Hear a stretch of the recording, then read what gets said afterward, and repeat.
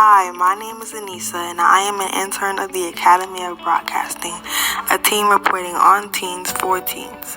Finally, a civil lawsuit has been settled for corrupted imprisonment of juveniles. As of August 18, 2022, the ruling judge stated the Kid for Cash scandal left unspeakable physical and emotional trauma and ordered Cia Varela and Conahan to pay more than $200 million total to about 300 people who participated in the civil lawsuit. Unfortunately, several of the victims who filed have reportedly died by suicide or drug overdoses.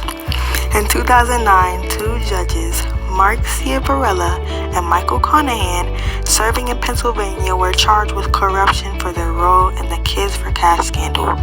The judges shut down a country-run juvenile detention center and sent thousands of children to for-profit jails instead. Children as young as 8 were sent to the jails for petty crimes such as jaywalking or theft.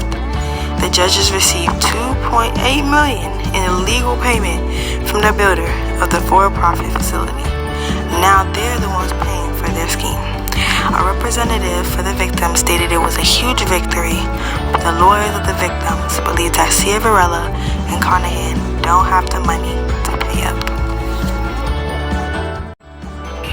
Big news coming out from Boston.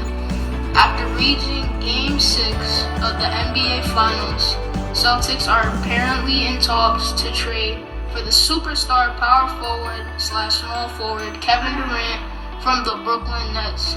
The Celtics offered young star Jaylen Brown, Derek White, and 3 first-round picks.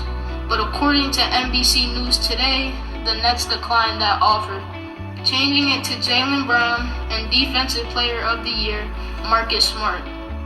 The Celtics are in no need desperate for this trade because after adding Malcolm Brogdon and Danilo Gallinari from the Hawks to the team, the Celtics are now title contenders.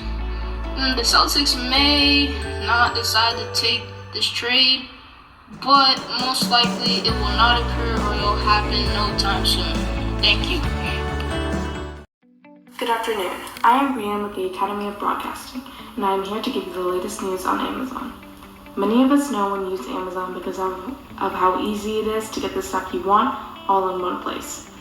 Although this is old news, influencers on TikTok have begun to speak out against Amazon. On August 17, 2022, on CBS US News, influencers on TikTok started to speak up, telling people not to order from Amazon. TikTokers are using the hashtag #PeopleOverPrime to support the Amazon workers. TikTokers are asking Amazon for a $30 minimum wage for Amazon workers and are telling others not to buy anything off Amazon. TikTokers are targeting the Amazon Influencer Program, where influencers are paid to promote Amazon products. Amazon wants to use TikTok because TikTok has a young audience. Now, young people around the world are seeing this and are speaking up against it.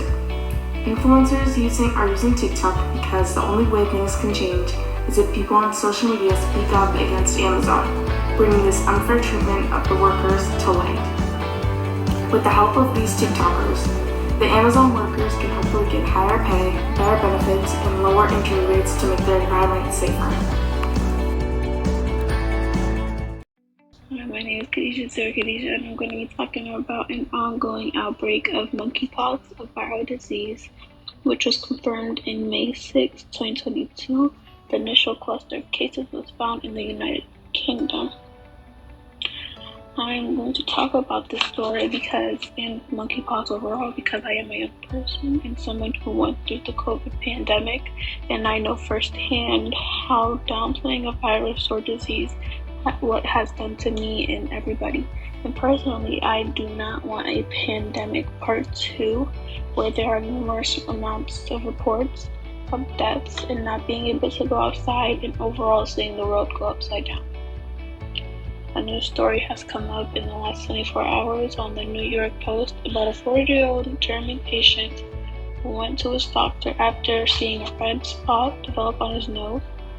It was then assumed to be a sunburn, and the man was sent home.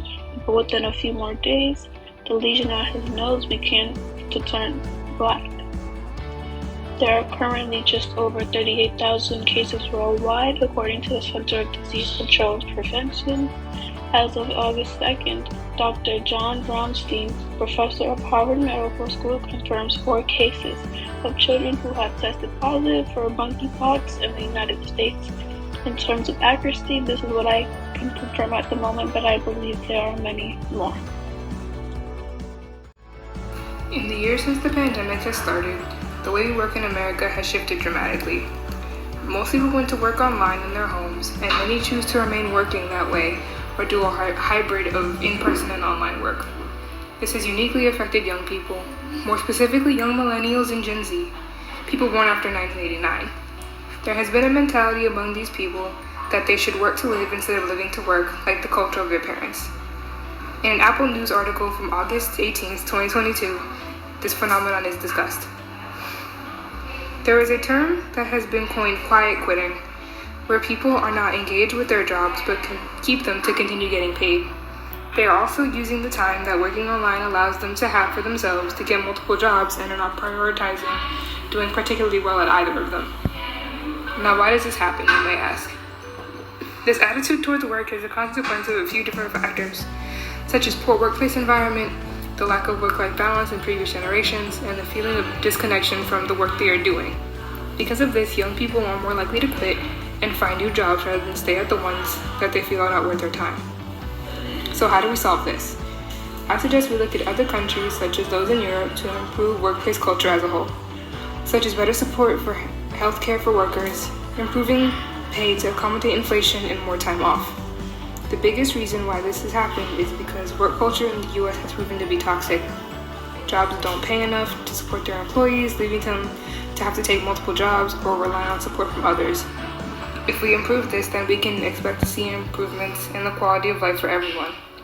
In a culture where there is no other option, the actions taken by Gen Z and millennials is a necessary step towards improvement.